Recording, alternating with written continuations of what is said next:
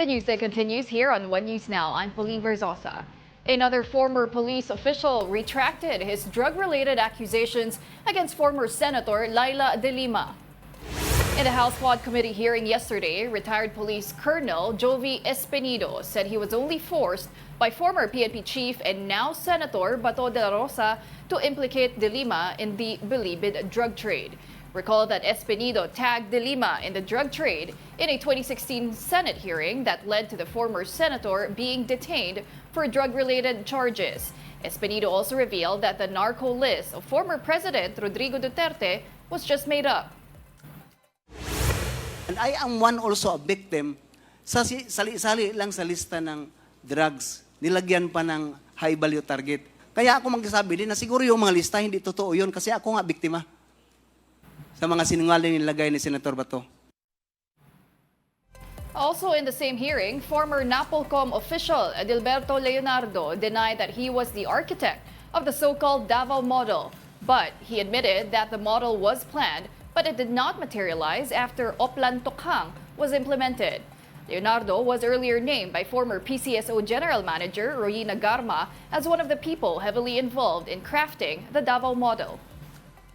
That task force that was planned is no longer applicable, Mr. Chair. Maglalagay po ng isang officer sa Luzon, maglalagay po ng tao niya, tapos sa Visayas maglalagay din po ng tao to be led by isang officer din at saka sa Mindanao.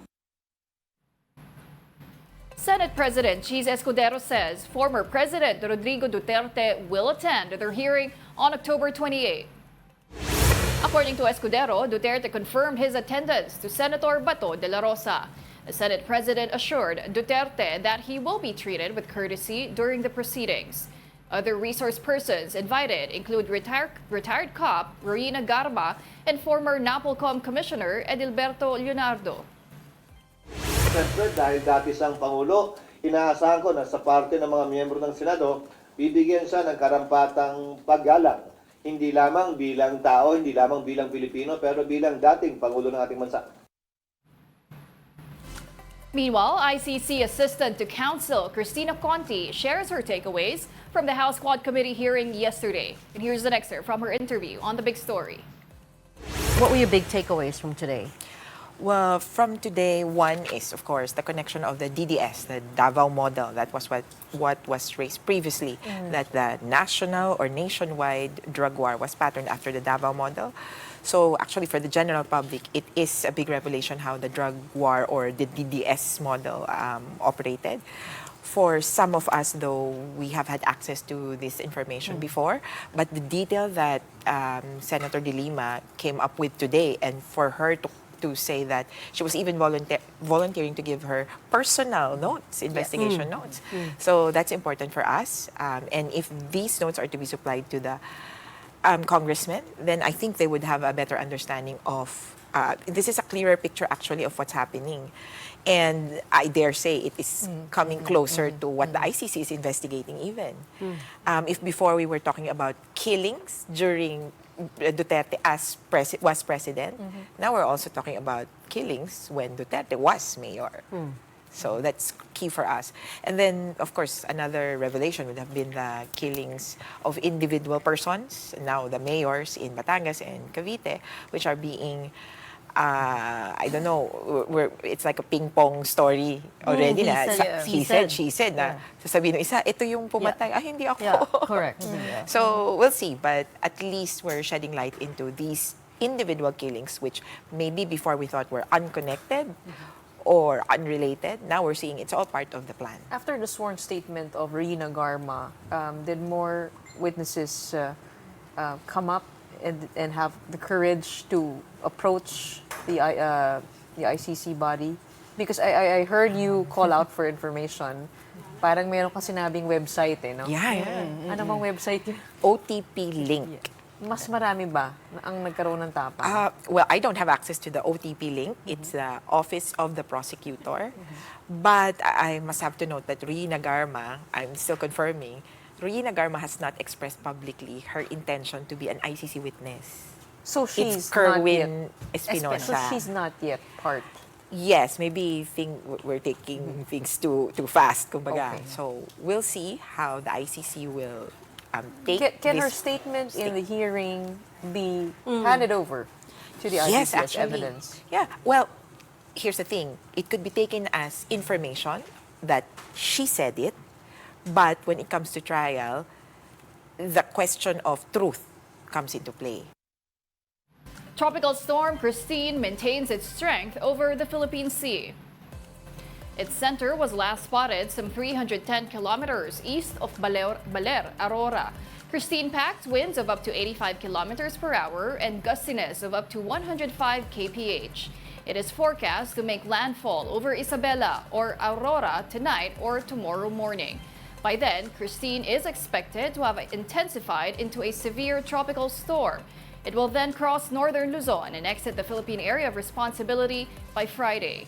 For now, some parts of Luzon are under tropical cyclone wind signal number 2, and these include the regions of Ilocos, Cordillera, and Cagayan, among other areas.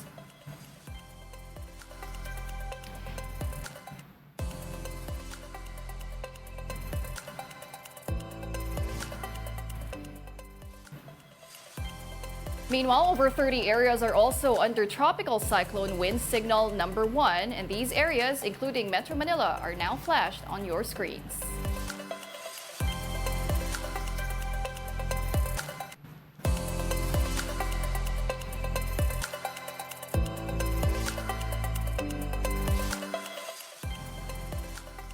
The Interior Department assured the public the government is prepared for its typhoon response. Aside from this, the DILG also said they are monitoring the ongoing House hearing on the drug war, and Mobile Journal Julie Baiza has that report.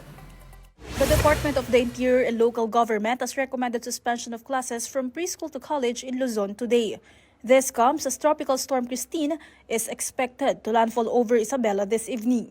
We advised all local government units to suspend classes in the entire Luzon seaboard. Buong Luzon yan. Again, hindi tayo sigurado, public and private. And that goes also with canceling all seacraft from traversing in the Luzon area. All right, thank you. DILG Secretary John Vic Remulla further assured the public that the government is ready for the possible effects of the typhoon. But no matter where it will pass, all local government units, all civil defense units have been alerted, and I think we're prepared.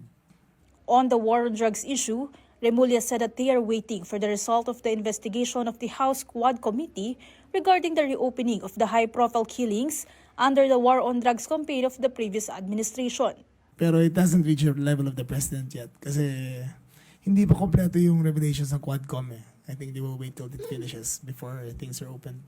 Malacanang earlier expressed support for the PNP's plan to reinvestigate high-profile deaths. Executive Secretary Lucas Bersamin said that the Marcos administration places highest importance on the fair dispensation of justice. Meanwhile, the DILG is monitoring 38 election hotspots for the upcoming 2025 midterm elections. 27 of these areas are in Bangsamoro region. Mobile Journal Julie Baiza, We Are One News. In other news, passengers of budget carrier Cebu Pacific experienced massive baggage mishandling issues yesterday. Some of them waited for over 24 hours just to get their check-in bags. Apparently, their bags were left in Manila due to various technical problems like conveyor belt issues. Cebu Pacific apologized for this inconvenience. The airline also emphasized that this incident underscores the need to upgrade NAIA's infrastructure. Meanwhile, Pastor Apollo Quiboloy is set to attend today's Senate hearing. This comes after courts approved Ontiveros' request for Quiboloy to attend. Quiboloy's camp earlier appealed to spare the pastor due to medical reasons. The Senate will look into Quiboloy's alleged crimes, including sexual abuse and human trafficking. 5 other co-accused are also expected to attend today's Senate hearing. And those are the top stories of the hour. I'm Pauline Verzosa. We are One News.